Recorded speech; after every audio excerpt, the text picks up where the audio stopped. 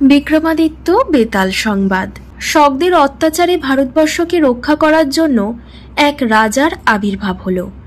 তার নাম বিক্রমাদিত্য। তিনি শুধুমাত্র তেজস্বী রাজা নন, বুদ্ধিমান এবং সূক্ষ্ম বিচারে দক্ষ। ইন্দ্রের আদেশে একজন অপ্সরা বীরমণি নামে মানবী রূপে গন্ধর্ব সেনকে বিয়ে করে মর্তে ঘর সংসার করছে। সেই বীরমতির একটি পুত্র সন্তান জন্ম নিল। সেই সময় তার মাথায় স্বর্গ থেকে পুষ্পবৃষ্টি হওয়ার ফলে তার নাম রাখা হল শিববৃষ্টি।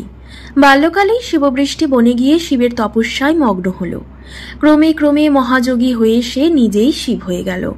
পরজন্মে শিববৃষ্টি বিক্রমাদিত্য নামে জন্মগ্রহণ করলেন। তিনি 5 বছর বয়সে বনে গেলেন তপস্যার জন্য। তিনি 12 বছর কঠোর পরিশ্রম করলেন। শিব সন্তুষ্ট হয়ে বরদান করলেন। বিক্রমাদিত্য শিববরে বলীয়ান এবং মহাজ্ঞানী হলেন। এরপর রাজ্যে ফিরে রাজ্যভার গ্রহণ করলেন।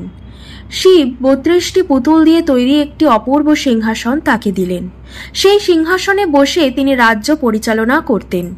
পার্বতীর আদেশে বেতালরা সকলের অলক্ষ্যে তাকে ঘিরে থাকত, যাতে কেউ তার কোনো ক্ষতি করতে না পারে। উমার সঙ্গে মহাকালেশ্বর শিবের পূজা করতে গিয়ে বিক্রমাদিত্য সেখানে একটি সুন্দর প্রাসাদ তৈরি করালেন। প্রচুর মণি মাণিক্য খচিত সেই প্রাসাদ শিবের প্রদত্ত সিংহাসন এনে তিনি সেই প্রাসাদে স্থাপন করলেন। সেই সিংহাসনে বসে তিনি ধর্মকথা আলোচনা করতেন। দেশের বিভিন্ন স্থানের পণ্ডিতরা সেই ধর্মসভায় আসতেন। এই ধর্মসভা চলাকালীন একদিন এক ব্রাহ্মণ সেখানে এলেন। ব্রাহ্মণকে খুব সমাদর করে রাজা সেখানে বসালেন। আসলে এক বেতাল বিক্রমাদিত্যের ধর্মবুদ্ধির পরীক্ষা নেবার জন্যই এই ব্রাহ্মণের বেশ ধরে এসেছিলেন। রাজা কিন্তু তাকে ব্রাহ্মণ বলেই জানতেন। ব্রাহ্মণরূপী বেতাল বলল, রাজমশাই, আমি আপনাকে একটি পুরনো ইতিহাস বলবো, আপনি মন দিয়ে শুনুন। শিবের মহাপবিত্র ধাম হল বারাণসী। বারাণসীর রাজার নাম ছিল প্রতাপ মুকুট, রানী মহাদেবী। বজ্রমুকুট ছিল তাদের পুত্র, আর মন্ত্রীপুত্রের নাম বুদ্ধিদক্ষ।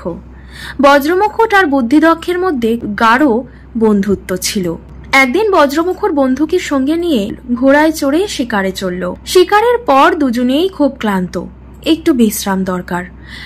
একটু খোঁজার পর তারা এক শিবালয় দেখতে পেল। তারা সেখানে গেল। সেই শিবালয়ের পাশে এক সরোবর ছিল। তার ধারে বসল তারা। সেখানে তারা সুন্দরী সহচরী পরিবৃতা এক অপরূপা মেয়েকে দেখতে পেল। মেয়েটির রূপে বজ্রমুকুট মুগ্ধ হল। সেই মেয়েটির মাথায় একটি পদ্ম ফুল ছিল। খোপা থেকে পদ্ম ফুলটিকে বের করে মেয়েটি কানে লাগালো, তারপর পায়ে ঠেকালো, দাঁত দিয়ে একটু কাটলো, তারপর নিজের বুকের ওপর ফুলটিকে চেপে ধরল, তারপর সেখান থেকে চলে গেল। বজ্রমুকুট এক দৃষ্টে মেয়েটিকে এইভাবে তাকিয়ে দেখল।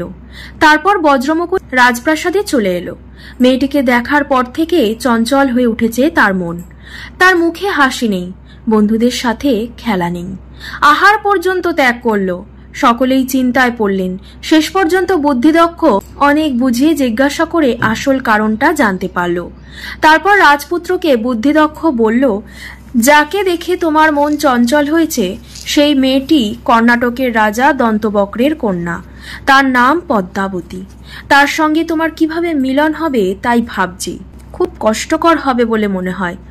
তারপর রাজা প্রতাপ মুকুটের কাছে গিয়ে বুদ্ধিদক্ষ আসল কথা গোপন করে বলল, একটা কঠিন অসুখ হয়েছে বজ্রমুকুটের। তার আহার ত্যাগ করেছে।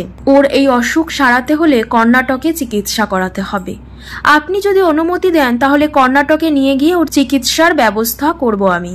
রাজা প্রতাপ মুকুট বুদ্ধিদক্ষের কথা শুনে তাকে বললেন আরো লোকজন সঙ্গে নিতে।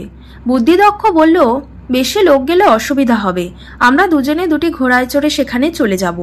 এইভাবে কৌশলে রাজার কাছ থেকে অনুমতি নিয়ে তারা কর্ণাটকের উদ্দেশ্যে রওনা হলো। সন্ধ্যার সময় তারা কর্ণাটকে উপস্থিত হলো। এক বৃদ্ধের বাড়িতে তারা রাতে আশ্রয় নিল। সেই বৃদ্ধা ছিল রাজবাড়ির দাসী। বৃদ্ধার মন জয় করার জন্য প্রচুর ধন দিয়ে তাকে খুশি করে মা সম্বোধন করে ডাকতে লাগলো। রাত কেটে গেল। পরের দিন সকালে যখন রাজবাড়ির উদ্দেশ্যে রওনা হলো তখন বুদ্ধিদক্ষ তাকে বলল, মা, তোমাকে আমাদের জন্য একটি কাজ করতে হবে। রাজকন্যা পদ্মাবতাকে গোপনে বলবে যে রাজকুমারের সঙ্গে তার দেখা হয়েছিল সে তোমার বাড়িতে আছে। বৃদ্ধ তাদের কাছ থেকে প্রচুর অর্থ পেয়েছে, তার উপর মা ডাক শুনে আর না বলতে পারে না। গোপনে সে রাজকন্যাকে সব কথা বলল। রাজকন্যা মুখে কিছু না বলে ইঙ্গিতে তার অন্তরের কথা জানিয়ে দিল। সে নিজের উরু থাবড়ে যেন চিৎকার করে উঠল, যা যা। তারপর নিজের আঙুল কপালে ঠেকিয়ে প্রায় দূর করে দিল বুড়িকে। রাজকন্যার হেয়ালি কিছুই বুঝতে পারল না, মূর্খ বুড়ি। তারপর বাড়িতে এসে যা যা করলো এবং বলল অবিকল তেমনি জানিয়ে দিল মন্ত্রীপুত্রকে। বুড়ির কথা শুনে রাজপুত্রের মন খারাপ হয়ে গেল, কিন্তু মন্ত্রীপুত্র রাজকন্যার ইঙ্গিত বুঝতে পেরে হেসে বন্ধুকে বলল, আরো 3টি দিন অপেক্ষা করো বন্ধু, তোমার মনোবাসনা সিদ্ধ হবে। 3 দিন কেটে যাবার পর 4র্থ দিন বুড়িকে রাজপ্রাসাদে যেতে দেখে বুদ্ধিদক্ষ বলল, মা, গোপনে তুমি রাজকন্যাকে বলবে যে তাকে দেখবার জন্য রাজকুমার একেবারে ব্যাকুল। বুড়ি ফিরে এসে রাজকন্যার সংকেত জানিয়ে দিল। বজ্রমুকুটের সেই সংকেত বোঝার মতো বুদ্ধি নেই, কিন্তু বুদ্ধিমান বুদ্ধিদক্ষ রাজকন্যার ইঙ্গিত বুঝতে পারল। তারপর রাজপুত্রের যা করণীয় সব বুঝিয়ে বলে দিল। গভীর রাতে রাজপুত্র রাজপ্রাসাদের পশ্চিম দিকে যেতেই এক দাসী এসে তাকে একেবারে অন্দরমহলে নিয়ে গেল। রাজকন্যার সঙ্গে নিভৃতে মিলন ঘটল রাজকুমারীর। এক এক করে 30 দিন কেটে গেল। বজ্রমুকুট পদ্মাবতাকে বলল, আমার একবার বন্ধুর সঙ্গে দেখা করা দরকার, তার বুদ্ধির জন্যই আমি তোমাকে পেয়েছি। প্রথম দিন থেকে তোমার হেয়ালি আমি বুঝতে পারিনি, ওই বন্ধুই তোমার হেয়ালি বুঝে আমাকে এভাবে তোমার কাছে পাঠিয়েছে। এই কথা শুনে পদ্মাবতী বলল, এতদিন আমাকে তোমার বুদ্ধিমান বন্ধুর কথা বলনি কেন? একজন উপকারী বন্ধুর সঙ্গে খালি হাতে দেখা করতে যাওয়া উচিত নয়।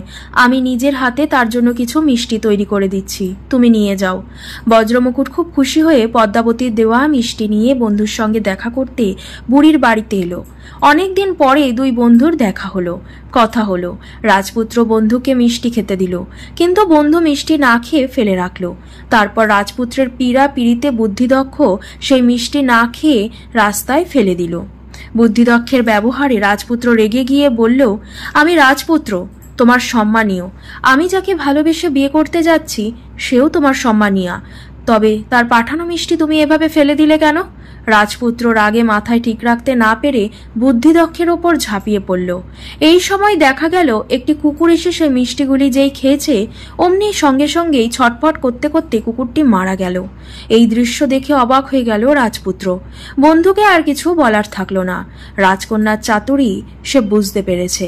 তারপর বুদ্ধিদক্ষ বলল, বন্ধু, দেখলে তো মিষ্টিতে বিষ দেওয়ার কারণ কি? রাজপুত্র লজ্জায় আর মাথা তুলতে পারছে না। বন্ধুর হাত ধরে বলল, আর নয়, খুব হয়েছে, চলো আমরা এখান থেকে চলে যাই, তা না হলে আমাদের দুজনকেই ওই পিশাচিনীর হাতে মরতে হবে। বুদ্ধিদক্ষ বলল, না, আমরা চলে যাব না, দুষ্টের সাজা হওয়া দরকার। তুমি আবার রাজকন্যার কাছে গিয়ে গোপনে তার একটি অলংকার নিয়ে আসবে, যেন সে জানতে না পারে। একটি ছোট ত্রিশূলের দাগ তার জানুতে দিয়ে আসবে। বুদ্ধিদক্ষের কথা মতো রাজপুত্র সব কাজ করল।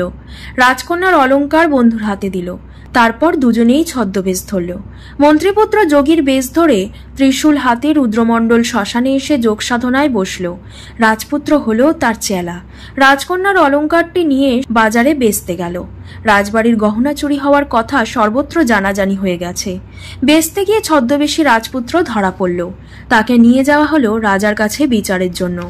রাজা তাকে জিজ্ঞাসা করল সে এই অলংকার কোথায় পেয়েছে।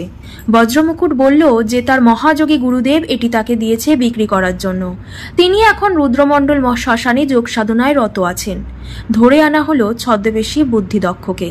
তাকে জিজ্ঞাসা করা হলে সে বলল, গত রাত্রে এক পিশাচিনী তার কাছে এসেছিল।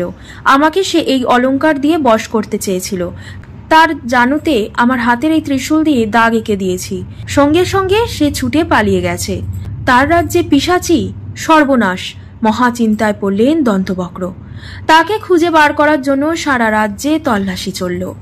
কারোর জানুতে ত্রিশূলের চিহ্ন পাওয়া গেল না। শেষে রাজবাড়িতে খোঁজ নেওয়া হলো। রাজকন্যার জানুতে ত্রিশূলের খোঁজ পাওয়া গেল। রাজা বুঝলেন পদ্মাবতী সেই পিশাচি। বিচারে তিনি কঠোর, ক্ষমা করলেন না নিজের কন্যাকে। রাজ্য থেকে বের করে দিলেন পদ্মাবতীকে। বিক্রমাদিত্যকে বেতাল এই কাহিনী শুনিয়ে বলল, মহারাজ, বলুন তো এই কাহিনীতে ধর্ম তো সবচেয়ে বেশি পাপ কে করেছে? বেতালের প্রশ্নের উত্তরে বিক্রমাদিত্য বললেন, ধর্মের বিচারে রাজা দন্তচক্র সবচেয়ে বেশি পাপ করেছে। রাজপুত্র বজ্রমুকুটের কোনো অপরাধ নেই, যথার্থই বন্ধুর কাজ করেছে মন্ত্রীপুত্র বুদ্ধিদক্ষ, কিন্তু রাজা দন্তচক্র তার মেয়ের বিয়ের উপযুক্ত। যথাসময়ে মেয়ের যে বিয়ে না দেয় সে হয় মহাপাপী। বিক্রমাদিত্যের উত্তর শুনে ব্রাহ্মণবেশী বেতাল খুব খুশি হল।